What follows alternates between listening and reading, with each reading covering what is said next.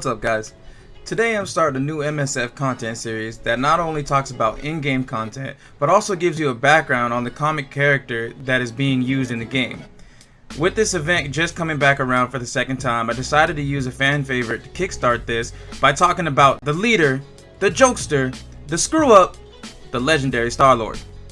Peter is the son of Meredith Quill and the Spartai Emperor Jason.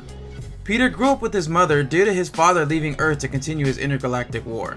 In his mind, he had to leave Earth to protect them from the dangers of the universe. Peter and his mother lived in peace for the first 10 years of his life before the conflict of his father's war finally came to their doorsteps. Coming home one day after trying to stop a bully, Peter's home was attacked by a Badoon ship.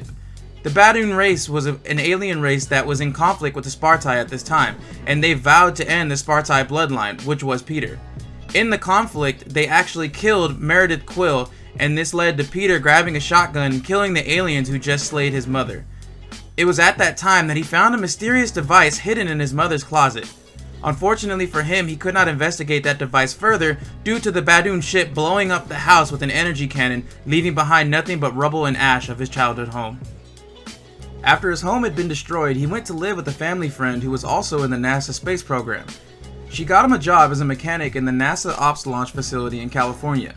His dream had always been to become an astronaut, and that dream was realized the day he got fired due to a complication with one of the other astronauts who worked at the facility. With only one option left for his dream, Peter stole a Kree ship that NASA had obtained and escaped into space. Not long after escaping into the vast reaches of space, he ran into a pirate crew commanded by Yondu. In their first encounter together, Peter was able to outsmart the crew and even knock out Yondu before capturing him. Yondu was able to eventually escape, but he was impressed by the boy. Peter asked to join his crew, which was something Yondu did not like at first. But after learning that Peter was very similar to him with no parents, he welcomed him into the fold. Peter worked alongside the Ravagers for quite some time, learning all about the pirating trade and space. Eventually, Yondu heard about the Asterion 1, the Earth space vessel that Peter had previously worked on back in California. Yondu demanded that Peter assist them in stealing the ship, using the promise of information about the Badoons who killed his mother as leverage. Consumed by revenge, Peter helped Yondu board the Asterion 1 and capture the crew. But after having second thoughts, Peter was able to steal the gem from Yondu that he needed and was able to leave them all behind.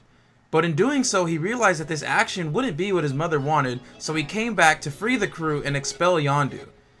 Afterwards, he had a final talk with the woman who helped raise him after his mother's death, and he decided that he wanted to trek out into space on his own as the legendary Star-Lord. Alright, now that we have an idea of what makes Star-Lord tick and his origins, let's get into what he's capable of doing in the MSF world. In this video, all abilities that are discussed are at their max capabilities, so if you don't have them there yet, that's a goal to get there. Star-Lord starts off with a basic ability, Elemental Gun. It attacks a primary target for 310% damage, plus chaining to 1 to 2 additional targets for 250% damage. A counter attack can break this chain. This attack is one of my favorites in animation because it really shows off Star-Lord's pistol work as he attacks multiple targets. A solid basic that won't win any awards for extreme damage, but it packs a lot of spice behind each shot. When used correctly, it can take out multiple targets during any raid matchup you bring him into. Next on this list is his special, Clever Distraction. What are you doing? Dance off, bro. Me and you. Clever Distraction is an amazing ability in Star-Lord's kit. The move grants 2 ability energy to random adjacent allies while also applying blind to a primary target plus a secondary target and a 50% chance to apply it to a third target. This is unavoidable. What I love about this ability is how you can set it up with the positioning to make the energy go where you think it fits best. I personally put Star-Lord and Rocket together during a match so that way I can keep that AoE ultimate coming as many times as possible. I also put Star-Lord on the same team as Hawkeye. They really become the team that makes everyone blind once you put those two together. I'm going to save the ultimate for last, so let's get to explaining the passive that Star-Lord has. Improvision is an outstanding energy funnel that keeps ultimates and specials coming. On a turn, Star-Lord has a 50% chance to generate 1 to 2 ability energy for adjacent allies, while also generating 1 to 2 ability energy to Guardian allies.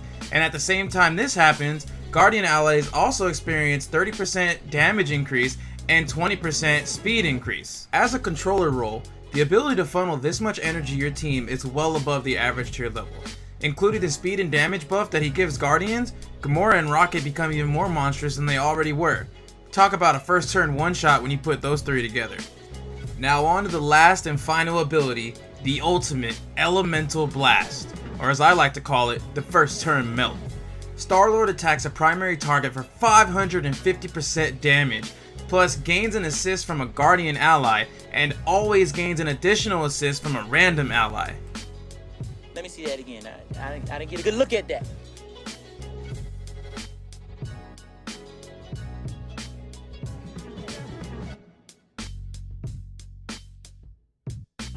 Damn!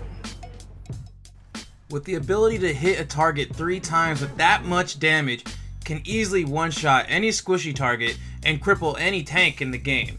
This is by far one of the best single target ultimate abilities in the game for its ability to just crush a target with ease. For all the positives that Star-Lord has working for him, between the massive damage ultimate, the insane energy funneling he can produce for his team, and the unavoidable blinds, he's without a doubt one of the demigod tunes in this game that every player should strive for right now. He's a tune with only a few drags to his name to take him out of being god tier, but with his buff, no one's really complaining when they compare to what he used to be. And I hope you guys enjoyed this video. If you did, please leave a like and subscribe at the bottom. I'm King Palace and I stream MSF live on weekdays at 4:30 p.m. Pacific Standard Time. I hope to see you guys there. Give me a follow. Peace.